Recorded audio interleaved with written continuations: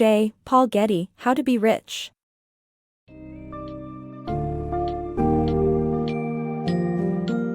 Embark on a journey to discover the secrets of wealth as we delve into the life of JPaulGetty, one of the richest men in American history. And How to Be Rich, Getty shares his captivating story of transforming a small oil business into a billion-dollar empire. The comprehensive overview teaches valuable lessons on entering businesses one understands, focusing on producing larger quantities of better goods and services, and embracing risk-taking while always repaying loans quickly. It's your one-stop guide to cultivating a millionaire mentality that demands constant knowledge, hard work, efficiency, and a keen eye for cost-saving opportunities.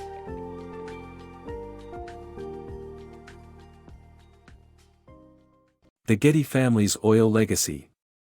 In 1916, JPaulGetty discovered oil in Oklahoma and retreated to Tulsa to await updates, not wanting to hinder the drilling crew. His first well produced 30 barrels an hour, an exciting prospect for Getty's entrance in the oil business. Getty's father had also found success in the industry, drilling 43 wells and finding oil in 42 of them. JPaulGetty worked in the oil fields before entering the business full-time in 1914, building a family legacy in oil. Getty's Gambit. JPaulGetty's early success in the oil industry was a result of his willingness to take risks. In 1915, he partnered with his father to search for oil and was rewarded with 30% of the profits. Getty continued to take on various roles in the industry, buying and selling leases, studying scientific reports, and working in the field. Despite his hard work, he credited much of his success to luck. Getty's thrilling gamble paid off when he formed the Getty Oil Company in 1916 and was given a 30% stake, setting the stage for his future wealth and success. The story of billionaire JPaulGetty. JPaulGetty was a carefree millionaire in Los Angeles during World War I. Despite wanting to retire, he continued working in the oil business at the insistence of his parents. The Depression caused a decline in the stock of Getty's Oil Company in 1930, and his father's death placed him in charge of both the Getty Oil Company and his own wildcat operations.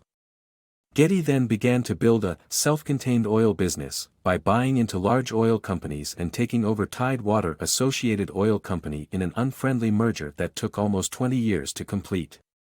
He eventually became head of the Mission Corporation and purchased hotels in New York City and Mexico. Despite wanting to enlist in World War II, Getty could not due to his age. However, he managed his aircraft company, which was integral to the war effort, and expanded manufacturing. After the war, he expanded into Middle East oil exploration, which resulted in his oil concession land in Saudi Arabia producing 13 million barrels. By 1954, Getty had become a billionaire and was dubbed the richest man in America by Fortune magazine. Getty's story emphasizes that hard work and determination can help one succeed and achieve wealth. Getty's 10 Rules for Millionaires. Getty's philosophy on wealth creation emphasizes creativity, energy, and dynamism, challenging readers to overcome defeatism and excuses. To become rich, people need to live by their own values and understand their businesses. Getty's 10 rules advise focusing on producing higher quality goods and services, being cost-conscious in both personal and professional life while being open to new opportunities. One must be proud of their work and use wealth to improve others' living standards. A millionaire mentality requires hard work, a keen mind, and a profit-oriented mindset, which means attending to details while keeping track of the big picture. The qualities of effective executives. Effective executives possess certain qualities that make them exceptional leaders. They direct their workers' activities without excessive oversight or blindly following directions. They lead by example, take responsibility for their subordinates' work, and distinguish fact from opinion. They are fair, firm, supportive, and understanding, praising their subordinates in public and criticizing them in private. They think independently and creatively, taking risks based on informed judgment. These outstanding leaders are efficient, loyal, and able to solve problems. According to Getty, the ability to achieve results through people is the primary mark of an excellent executive. Getty's efficient use of administrative staff in his oil facilities illustrates how modern corporations rely too much on frivolous and expensive administrative costs. Effective executives must focus on their actual business operations and ensure that they have the traits necessary to lead those who work for them. Leading with positive reinforcement. Paul Getty rejected the idea of complaining about stress and sought to boost productivity using positive psychology and guidance instead of coercion. For him, managing well meant trusting employees to contribute to the business success. Getty believed that cultivating mutual trust and acknowledging staff as vital assets prevented negativity and increased productivity. Managers who encourage employee involvement and cooperation build a better working relationship that fosters positive interactions and reduces aggression and theft. In a nutshell, Getty underscores the importance of treating employees as thinking humans whose opinions count. Getty's labor negotiation strategy. Paul Getty, a successful businessman, negotiated his labor contracts directly with union representatives with transparency and evidence to support his position. He recognized the value of collective bargaining and improved labor management relations, acknowledging the positive contribution of union members to the economy. Getty's success story in turning around a company involved a strategic and goal-oriented approach that involved small sacrifices. Paul Getty, a successful businessman, had a unique approach to labor negotiations that involved transparent and direct communication with union representatives. He believed that labor unions appreciated straightforward answers and the facts. By sharing reports showing the company's profits and margins, Getty was able to disarm union negotiators, who eventually accepted his initial offer. This approach contributed to improved labor management relations and better standards of living for workers, which, in turn, had a positive impact on the economy. Getty acknowledged the value of collective bargaining, recognizing how unions raised workers' living standards. In his view, negotiations centered on higher wages, better working conditions, and a shorter workweek were understandable and aligned with the needs of a modern corporation.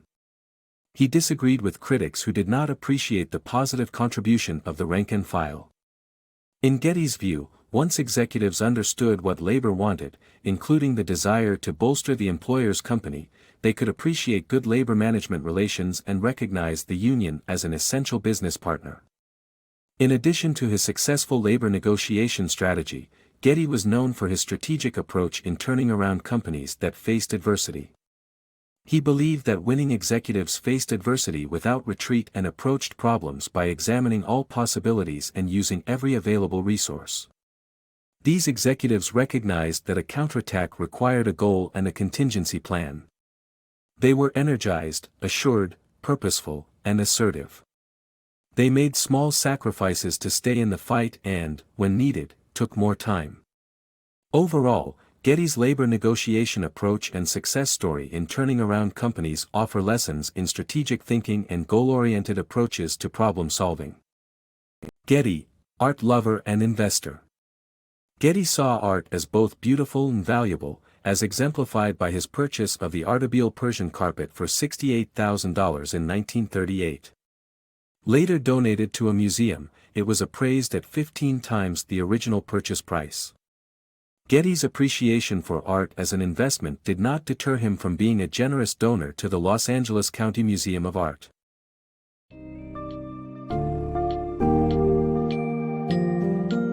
As we summarize the key takeaways from How to Be Rich, it becomes clear that accumulating wealth is not a product of pure luck. Instead, it comes from hard work, dedication, and strategic decision-making.